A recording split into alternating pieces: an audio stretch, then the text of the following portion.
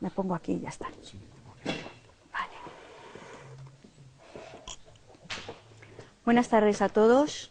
En primer lugar, yo quiero felicitar tanto a los coordinadores del curso como a los promotores, a la empresa Begenat, felicitarles por esta iniciativa, que me parece de todo punto interesante y necesaria.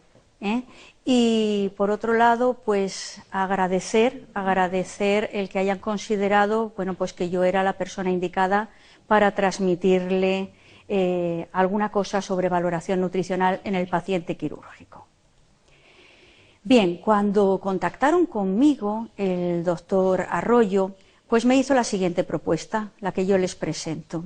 Que hiciera una introducción al tema de la nutrición y de la valoración nutricional, con conceptos, definiciones, prevalencia, la importancia de la desnutrición en el paciente quirúrgico, las consecuencias, que también hablara de la valoración nutricional y sobre todo que fuese bastante práctica en qué pedimos, cómo se hace, cómo se interpreta. Pero lógicamente, bueno, pues que de alguna manera revisáramos y nos pusiéramos al día y un poquito en la práctica de cómo hacíamos el cálculo de los requerimientos y finalmente pues unos consejos prácticos. Miren, esto es un curso académico entero, Entonces vamos a intentar reducirlo, condensarlo, pero lógicamente sin dejar de nombrar nada de lo que consideramos que tiene que ser importante, uno, o para conocer y poder elegir, o para poner en la práctica del día a día dentro de una unidad, como es una unidad de cirugía, que lo que interesa es nutrir al paciente, hacerlo bien, pero no se tiene todo el tiempo para dedicarlo a la nutrición. Entonces vamos a ver si lo conseguimos. Con una definición clásica, definir la desnutrición es harto difícil, por eso hay miles me atrevo a decir, miles de definiciones. Quizá a lo mejor esta del profesor Elia y Stratton es la que mejor lo centra el problema. La desnutrición es el estado en el que una deficiencia de energía, proteínas y otros nutrientes causa unos efectos adversos que sean medibles en la composición y función de los tejidos o los órganos y en el resultado clínico del paciente. Con esta definición nos quedamos y creo que centra bastante bien el problema de la desnutrición. ¿Y cómo se produce esta desnutrición? ¿Por qué el paciente llega a desnutrirse? Pues miren, muy fácil.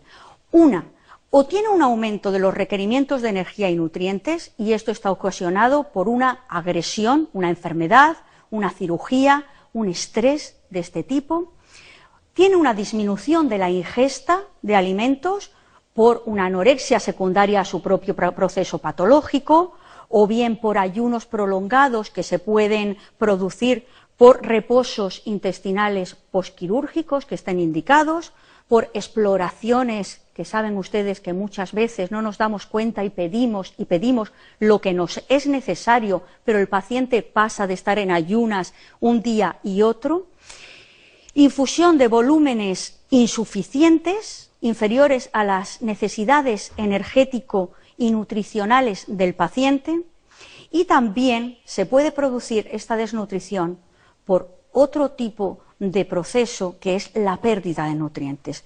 Pérdida de nutrientes muy frecuente en el paciente quirúrgico por vómitos o por diarreas, por intolerancias a la alimentación y también pues por la presencia de fístulas, de resecciones intestinales masivas, etcétera, etcétera. ¿Y qué tipos de desnutrición nos podemos encontrar?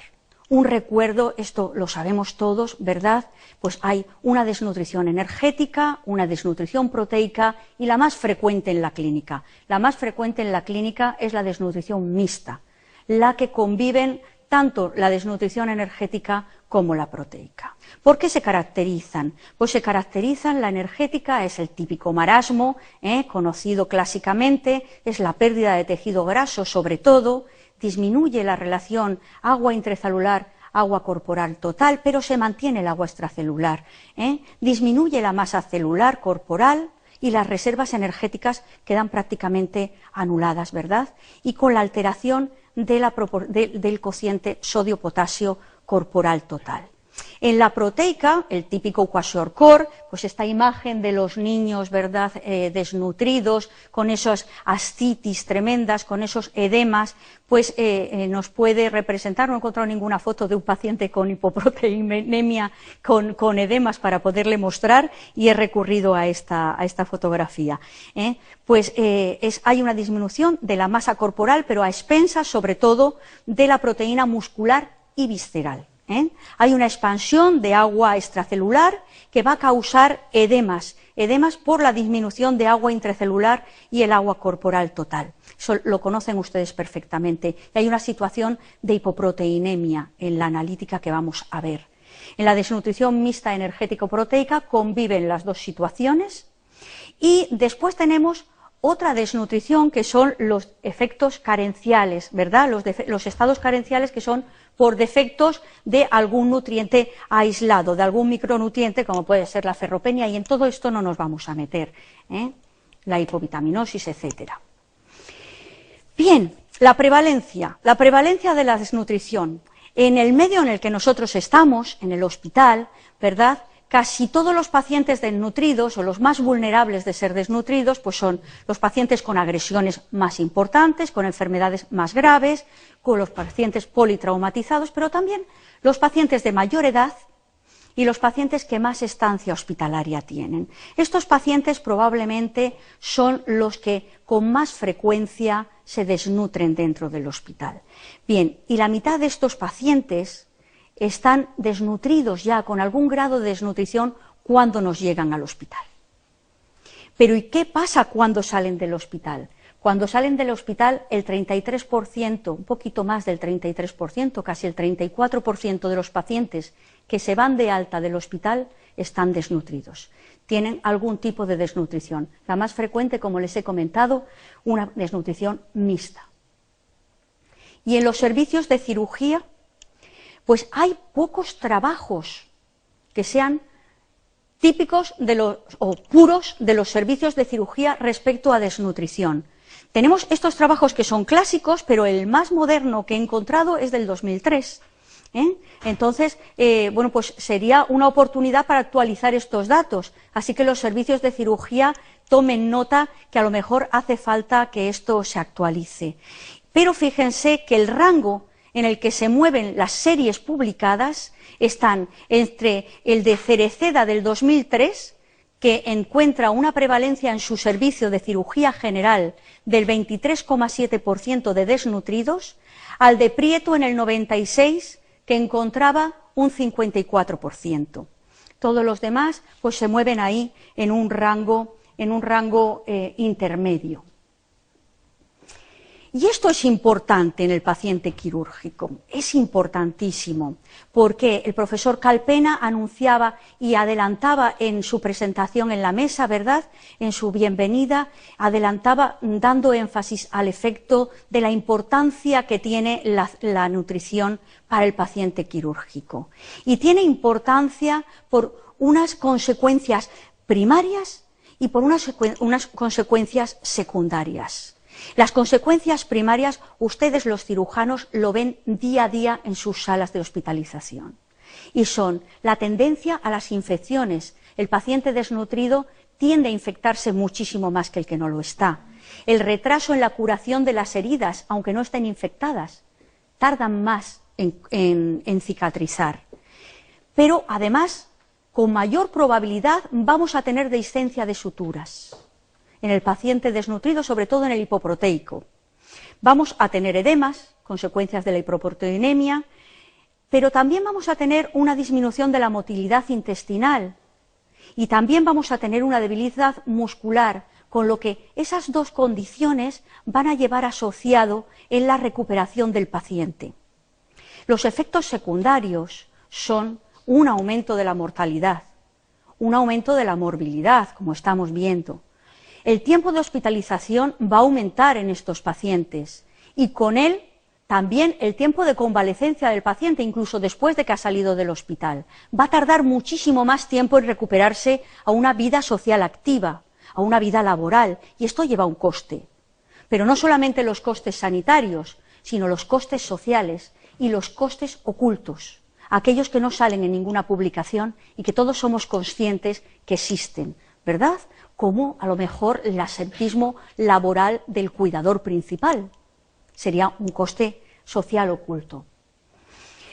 Entonces, resumiendo, la importancia en el paciente quirúrgico del estado nutricional es sobre la cirugía y sobre los demás sistemas. Va a haber un incremento en la morbimortalidad, va a haber una prolongación del tiempo de hospitalización y va a aumentar los costes sanitarios y sociales. Consecuencias en el paciente quirúrgico. Paciente quirúrgico, el estrés quirúrgico, llamado así, por no llamarle estrés metabólico, estrés metabólico producido por el estrés quirúrgico, que sería lo más adecuado. Vamos a tener dos fases claramente diferenciadas, como en el paciente crítico. No sé si después el doctor Mesejo va a hablar de esto, pues entonces yo no me extenderé mucho, porque en el paciente crítico esto es muy llamativo, muy claro, ¿verdad? Bueno, pues en el momento del estrés quirúrgico va a haber una primera fase de disminución de perfusión de los tejidos, hay una disminución de la oxigenación de todos los tejidos. Y esto va a poner en marcha también por el estrés todo el sistema hipotálamo, hipófisis, suprarrenales, con la liberación de estas hormonas contrarreguladoras, ¿verdad? Hormonas de estrés que van a hacer que hayan una serie de cambios muy importantes. Esta situación va a llevar a nuestro hígado a que empiece a hidrolizar todo el glucógeno que tenemos almacenado. Vamos a tener una situación de glucogenólisis para producir glucosa para que esté disponible para los tejidos, sobre todo aquellos que son glucosa dependientes, el cerebro, los hematíes, la médula, etcétera, etcétera. Entonces, esta glucosa va a ser mal aprovechada por esta disminución de la perfusión y de la oxigenación de los tejidos. ¿Y qué va a pasar? Pues que vamos a hacer glucólisis aerobia y vamos a producir lactato. Y también, al mismo tiempo, va a haber una producción de reactantes de fase aguda y un catabolismo muscular, porque todos los reactantes de fase aguda, como ustedes saben, son proteínas, ¿verdad?, que va a haber que producir.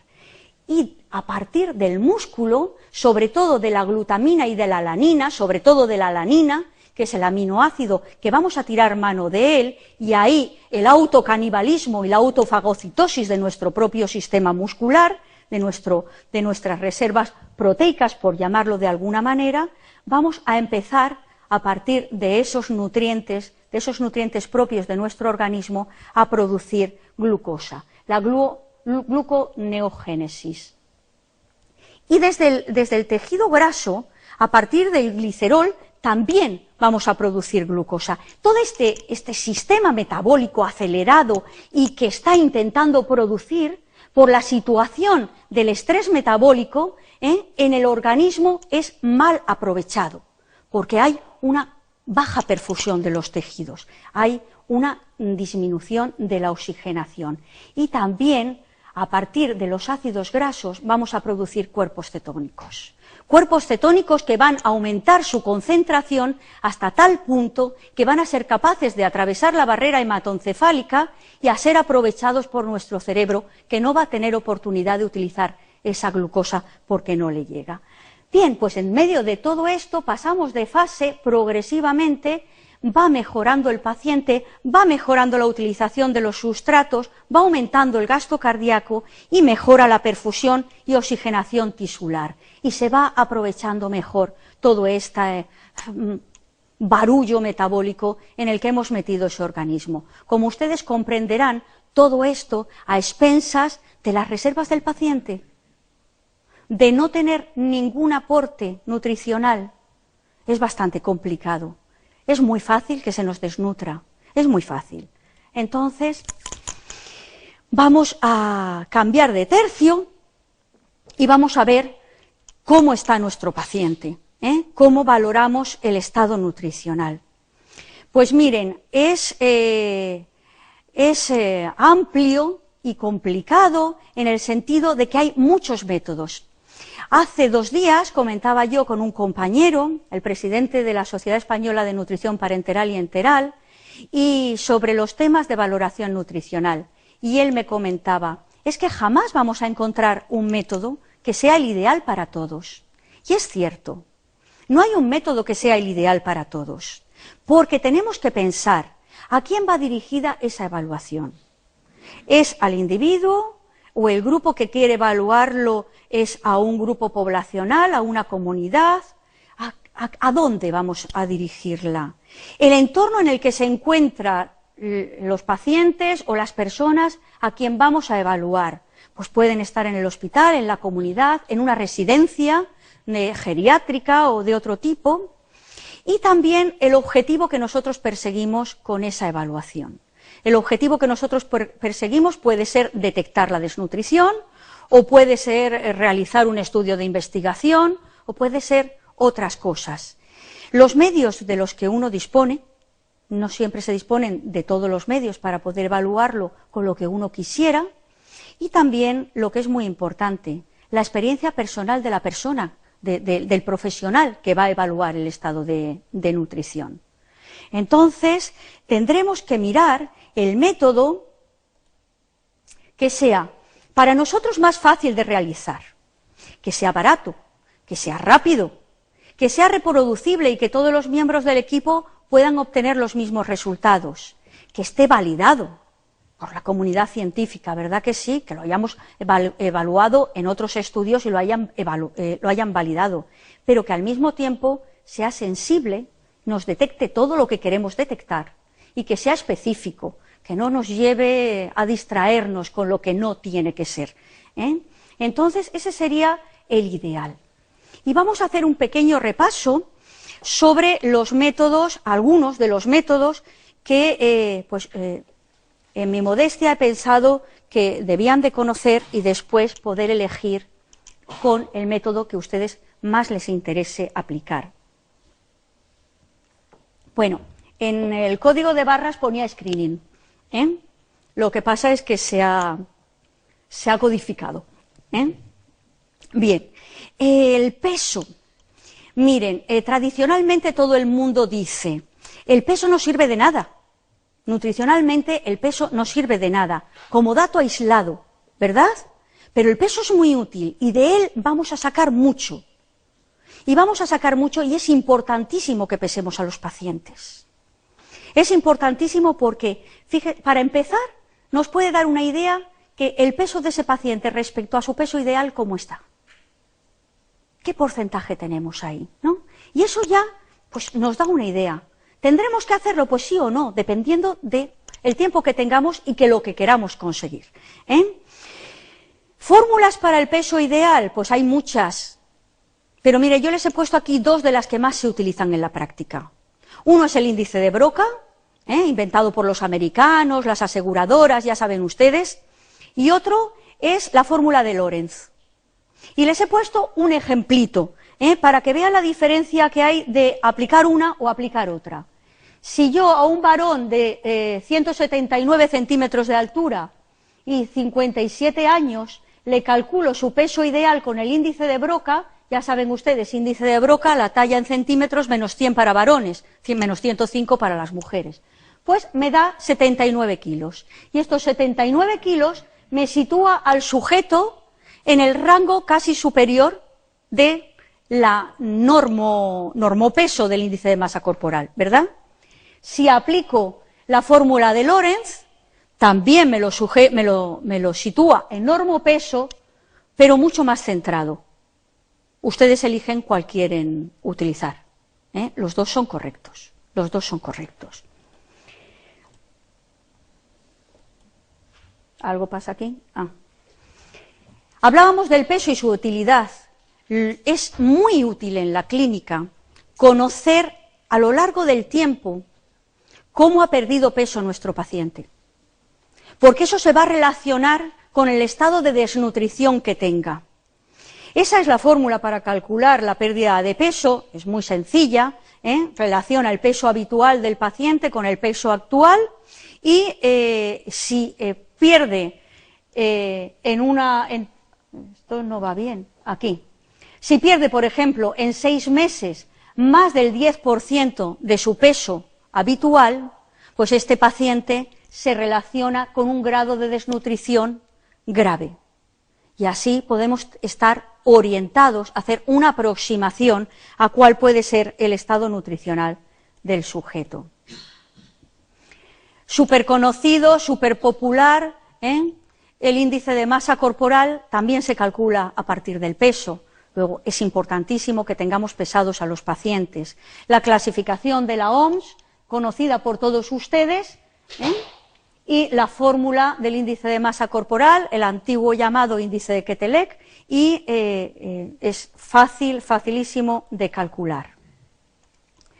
Métodos antropométricos, más métodos antropométricos, pues el poder valorar ciertas medidas que ustedes seguro que han oído que se hacen, como son tomar los perímetros, ¿verdad?, sobre todo la circunferencia braquial, o tomar la medida de los pliegues, el pliegue tricipital, el pliegue subescapular, el suprailíaco, que son los más famosos. Las medidas de los pliegues los tenemos que referenciar a los percentiles de la población de origen, porque si no, ¿para qué los queremos?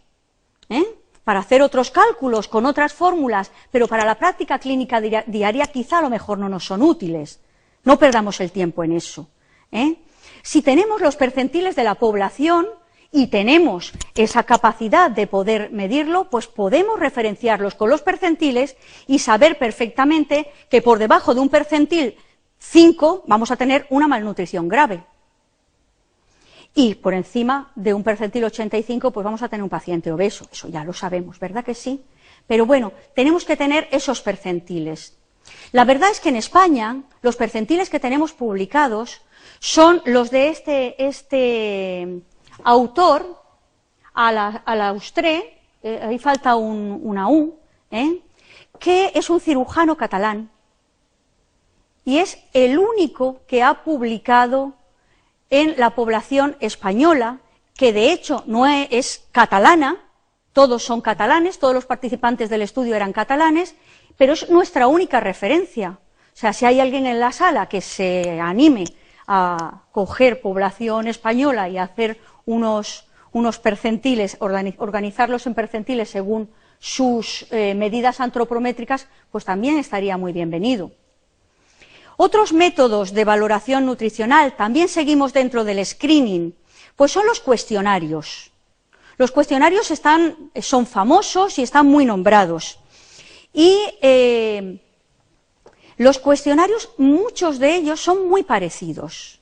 Yo les he traído algunos de los más famosos para que se familiaricen con ellos si es que no lo están de antemano. Este es el cuestionario que que avala la Sociedad Británica de Nutrición Parenteral y Enteral, la VAPEN. Es la herramienta universal de screening de malnutrición y que no sé si se ve muy bien, pero que consta de 3 escalones que preguntan, el índice de masa corporal, si el paciente tiene una enfermedad que sea un estrés, que conlleve un estrés metabólico para el paciente, y si se prevé que el paciente vaya a estar más de 5 o 7 días sin tomar los requerimientos que necesita, o sea, que vaya a estar prácticamente en un ayuno o semiayuno. Sí, pasa a un cuarto step y luego hay una serie de recomendaciones, ¿no? Pues hay que hacer una intervención nutricional, es un cuestionario de screening nutricional perfectamente validado y válido para hacerlo. Este es el CONDRUT, es el que avala la Sociedad Europea de Nutrición Parenteral y Enteral.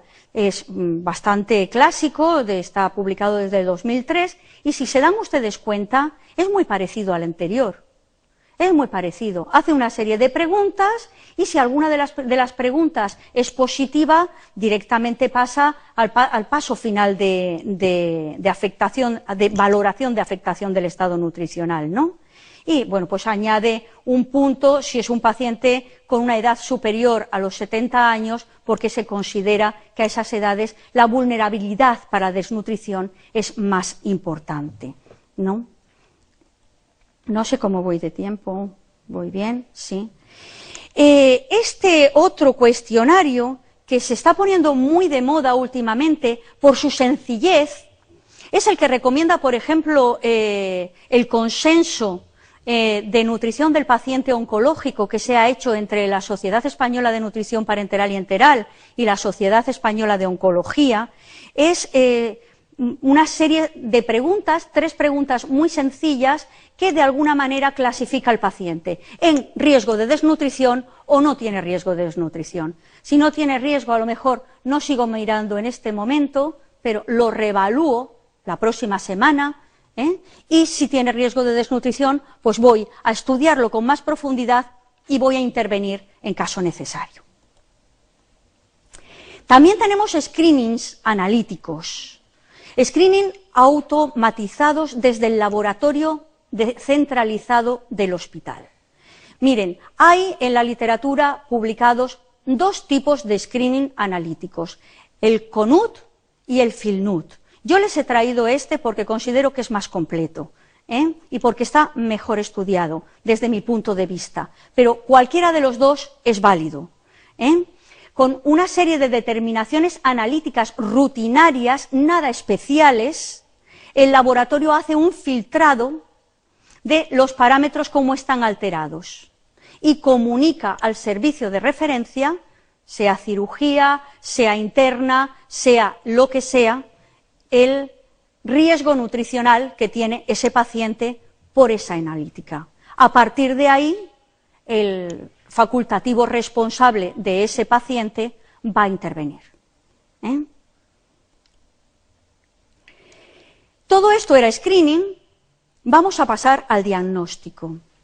El diagnóstico, hay cosas que son fundamentales, y es que en la historia clínica, pregúntenlo ustedes como quieran, pregúntenlo ustedes con un cuestionario sencillo y validado, pregúntenlo ustedes con su propio saber y entender, pero pregunten si el paciente ha dejado de comer, si ha perdido peso, pregunten, que en la historia clínica se recoja algo de la evolución de ese paciente desde el punto de vista nutricional. Y hagan una analítica que les de algún tipo de información respecto a cómo está el estado nutricional. Cosas útiles, pues cosas útiles que pueden añadir a la exploración de sus pacientes o no, pero que no son imprescindibles como las fundamentales. Pues pueden ser pliegues, pues pueden ser perímetros y la impedanciometría. Pues si tienen un impedanciómetro y pueden calcular la cantidad de masa grasa que tiene el paciente, pues perfecto, tienen una aproximación casi automática de la composición corporal que tiene ese paciente en ese momento. Si no lo tienen, tampoco pasa nada. No es requisito imprescindible para que ustedes ni valoren el estado nutricional ni intervengan. Si no se tiene, es que yo no valoro a los pacientes porque no tengo impedanciómetro. Pues no le hace falta, no le hace falta. Y hay otras cosas que son además de, pues bueno, si ustedes están haciendo pues un estudio de lo que sea y tienen pues no sé, pero una densitometría y se la quieren hacer al paciente, pues estupendo, pero no es necesario, no es necesario.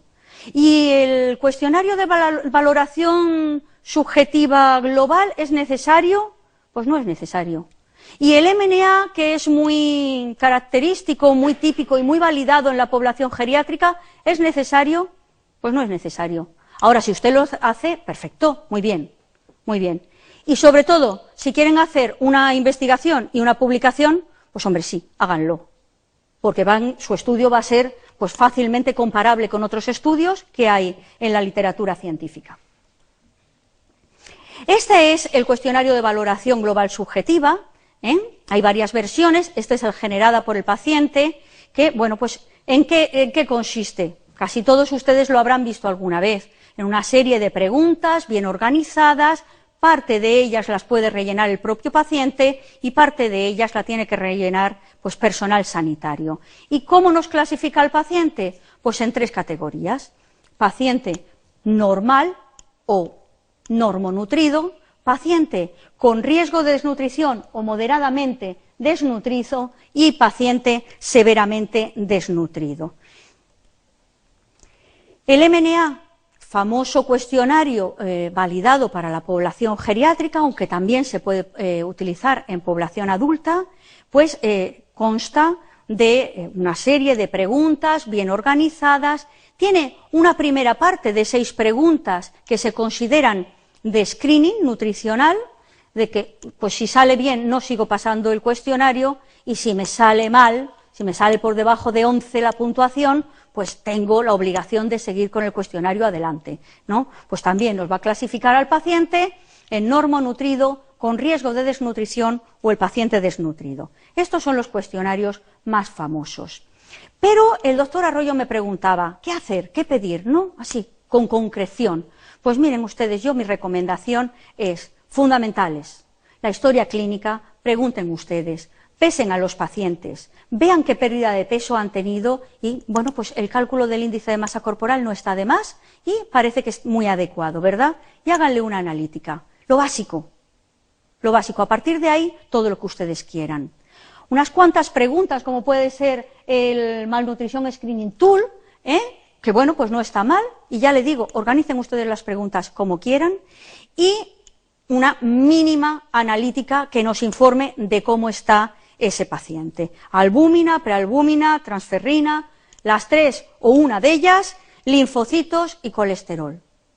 Y me puedo orientar perfectamente cuál es el estado de nutrición de mi paciente, porque lo voy a interpretar. ¿Cómo lo interpreto? Pues miren, tal como está en ese cuadro. No me parece apropiado ponerme a leerlo. Creo que lo van a tener todos ustedes disponible, toda la presentación va a estar disponible y pueden ustedes utilizarla para su práctica habitual. Dependiendo de los valores que yo tenga, dependiendo de cómo esté conformado todo el perfil del paciente, pues yo lo voy a interpretar como un valor normal, desnutrición leve, moderada o severa. Y también voy a clasificarlo en el tipo de desnutrición que tiene el paciente. Porque así luego, y creo que alguien va a hablar de las indicaciones terapéuticas después, entonces no voy a meterme en eso, después yo, dependiendo de cómo está el paciente, voy a indicar una fórmula u otra. Y requerimientos energéticos, ya vamos por el segundo semestre. Entonces, los requerimientos energéticos, yo para conocerlos necesito conocer el gasto energético total del paciente, cuáles son las necesidades energéticas que tiene ese paciente. Y el gasto energético total, pues está formado por varias cosas, varios factores que intervienen en configurar el gasto energético total. Y ese es el gasto metabólico basal, y yo lo puedo conocer bien mediante una calorimetría indirecta o bien mediante fórmulas predictivas. Y le pongo los 2 métodos que son más utilizados en la práctica clínica. Va a estar condicionado también por la actividad física, poco se mueven nuestros pacientes, pero bueno, a lo mejor alguno se mueve, y eso lo voy a conocer calculando su factor de actividad o mirándolo en las tablas. Y también por la termogénesis facultativa. La termogénesis facultativa no es ni más ni menos que la energía que gastan los nutrientes para su metabolismo, para su digestión, absorción, etc. Y esto muchas veces en la clínica generalmente lo rechazamos, no lo consideramos. ¿Por qué? Pues porque muchas veces las fórmulas que utilizamos ya sobreestiman un poquito el gasto energético, entonces va a ser despreciable, no lo vamos a considerar de forma rutinaria. Y, muy importante, el estrés metabólico por la agresión que tiene el paciente. Y esto lo vamos a conocer por los factores de agresión y están publicados, entonces no tenemos más que mirarlo. Luego, la fórmula del gasto energético total va a ser el gasto metabólico basal por el factor de actividad, por el factor de agresión, y si tenemos al paciente desnutrido, por un factor anabólico, para corregir ese déficit que tenga. Les hablaba que el gasto metabólico basal se puede calcular por calorimetría indirecta. Pues enhorabuena para los que tengan calorímetro, pero muchos no tenemos. Bien, pero por lo menos que ustedes recuerden un poco, los que no lo tengan, que recuerden un poco en qué se basa, ¿verdad? Sería el método de elección para calcular el gasto energético basal o en reposo, y asume que todo el oxígeno consumido se emplea para el metabolismo oxidativo y que todo el carbónico que se produce viene de la oxidación de los combustibles, de los nutrientes. Entonces, es la medición del consumo de oxígeno y la producción de carbónico. Y a partir de ahí, bueno, pues con una fórmula, la famosa fórmula de Beer, pues el aparato lo integra y nos dice el gasto que tiene el paciente. Pero los que andamos a pie de calle, pues utilizamos fórmulas predictivas. La más famosa, la más utilizada en la clínica habitual es la ecuación de Harris-Benedict. Harris-Benedict hicieron una serie de calorimetrías indirectas por allá por el 1919 y a partir de esas, en sujetos jóvenes, sanos, y a partir de esas calorimetrías estimaron unas ecuaciones de regresión. Con esas ecuaciones de regresión pudieron ajustar ciertas variables. Ajustaron la edad, ajustaron el peso y ajustaron la talla. Pero hubo una variable que no pudieron ajustar y fue el sexo. No pudieron ajustarla y se vieron obligados a hacer dos ecuaciones, una para mujeres y otra para varones. Y ahí están las ecuaciones para mujeres y varones de Harris-Benedict. Son muy sencillas, no hay más que sustituir los datos y las constantes son constantes siempre y no pasa nada. Pero muchas veces no llevamos la calculadora en el bolsillo de la bata. Y al no llevar la calculadora en el bolsillo de la bata, pues necesitamos tener algo que nos permita un cálculo rápido. Y un cálculo rápido es la estimación de entre 20 y 35 kilocalorías por kilo de peso y día. Y ahora la pregunta es, ¿y cuándo 20 y cuándo 35? Pues miren ustedes, con su experiencia clínica, cuando ven ustedes que un paciente tiene una agresión importante, una enfermedad que le está produciendo un estrés metabólico importante, váyanse ustedes más cerca del 35. Y cuando tengan pues una mujer con una agresión moderada, leve, váyanse ustedes más al 20. No deja de ser más que una aproximación para poder empezar a nutrir al paciente inmediatamente. Después ya haremos todos los cálculos que sean necesarios. Bien, y eso en cuanto a la energía. En cuanto al ajuste proteico, ¿qué hacemos? Bueno, pues esto es un poquito de recuerdo, ya saben que las proteínas no se pueden almacenar, el almacén de proteínas es nuestro propio músculo y nuestras propias vísceras, y que el recambio tisular de proteínas es constante y todos los días tenemos unas pérdidas fijas, entre 35 y 55 gramos al día. A esto, si le añadimos el estrés metabólico del que hemos hablado, pues van a ver unas pérdidas mucho más importantes, ¿verdad?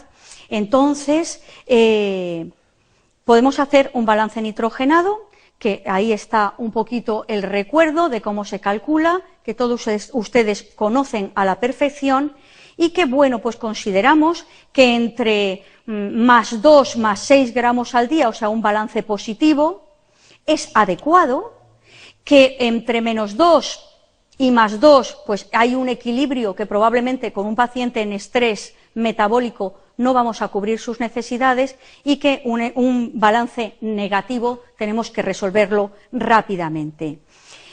Entre 10 y 15 gramos diarios de pérdida nitrogenada, pues corresponden a un catabolismo moderado. Y a partir de 15 gramos diarios, pues ya se considera que es un catabolismo progresivamente más grave. Les hablaba yo de los factores de corrección, esos factores de agresión, anabólicos, factores de actividad para los pacientes enfermos, para los pacientes ingresados, ¿verdad? Y estos son los factores que propusieron Long y sus colaboradores. Y se relacionan también con el grado de estrés de cada una de las enfermedades. ¿Qué quiere decir esto? Pues fíjese, quiere decir que si yo tengo un paciente que con una sepsis, pues les estoy aumentando su gasto metabólico basal, a ver si, ¿dónde está la sepsis? Su gasto metabólico basal un 79% más en el cálculo, ¿verdad? Luego obtendremos un ejemplito para que esto se vea más claramente. Solamente el interés de ponerlo en la diapositiva es para que ustedes se llevaran la tabla de los factores y lo tuvieran disponible. Si el grado de estrés es leve, pues el incremento del gasto metabólico en reposo o basal va a ser leve también. Está más o menos calculado en un 20%, un factor de Long de 1,2. Y la relación de nitrógeno kilocalorías que necesita, pues es también moderada, ¿verdad? 1 gramo por cada 150 calorías. A medida que aumenta el estrés, si por ejemplo nos fijamos en un estrés muy grave, la relación nitrógeno-calorías disminuye, lo que quiere decir que aumenta la cantidad de nitrógeno que necesita el paciente por el grado de estrés que tiene, como puede pasar en una sepsis o en un gran quemado. Y este es un pequeño ejemplo que quería ponerles. Es un paciente con 61 años de edad, una talla de 163 centímetros y 60 kilos de peso, intervenido por un tumor de colon. Más que nada, pues ponerme un poquito en el ambiente, con un estrés moderado leve, es una cirugía mayor programada y tiene un factor de agresión de 1,3. ¿Qué hacemos? Vamos a hacer el cálculo de los requerimientos. Calculamos el Harris-Benedict para varones, era una mujer, es que me he visto la fórmula y digo, para varones no, para mujeres. Y el gasto metabólico basal de esta señora es de 1.245 kilocalorías al día. Pero su gasto metabólico basal tenemos que corregirlo por este factor de agresión, por este factor de estrés que hemos determinado que era 1,3, con lo cual los requerimientos calóricos de esta señora están en 1.618 kilocalorías al día. Si sabemos que la relación de calorías nitrógeno es de 1 por 140, tendremos que darle 11,56 gramos de nitrógeno al día, lo que, si nos damos cuenta, equivale a 72,26 gramos de proteínas al día, ¿verdad? Porque el 16% de las proteínas es nitrógeno. Y yo creo que si hacemos la relación por kilo de peso y día, pues esta señora está necesitando 1,2 gramos de proteína por kilo de peso y día. Recomendaciones prácticas. Nutrir a los pacientes siempre. Hay más que evidencia científica del beneficio de nutrir preoperatoriamente y postoperatoriamente. Valorar con lo que les resulte más sencillo. Calcular los requerimientos con lo que a ustedes les sea más útil y más práctico. Y no complicarse la vida, que es más fácil de lo que parece. Y bueno, pues nada más que darle las gracias. Yo no sé si hay algún tiempo para preguntas o... Y ahí tienen ustedes mi correo electrónico para lo que puedan necesitar.